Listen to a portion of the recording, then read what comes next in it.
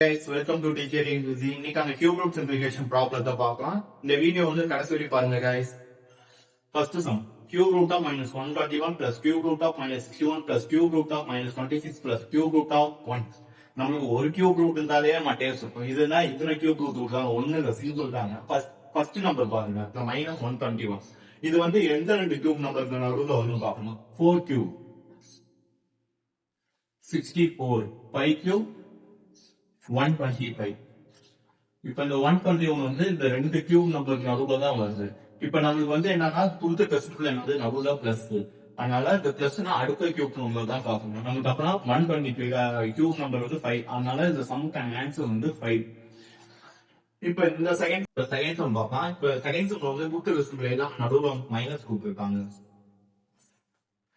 அப்புறம் நம்ம கொடுத்துருக்க ஃபர்ஸ்ட் நம்பர் பார்க்கணும் 221. இது இந்த கியூப் நம்பர் நடுவில் வந்து பார்க்கணும். 6 கியூப் வந்து நமக்கு என்ன தெரியும்னா 216. 7 கியூப் வந்து என்ன தெரியும்னா 343. இப்ப இந்த 221 வந்து நம்ம கொடுத்துருக்க மைனஸ், அதனால லெஸ் தன் நம்பர் பார்க்கணும். அப்புறம் 216, அப்புறம் இதோட கியூப் வேல்யூ என்னன்னா 6.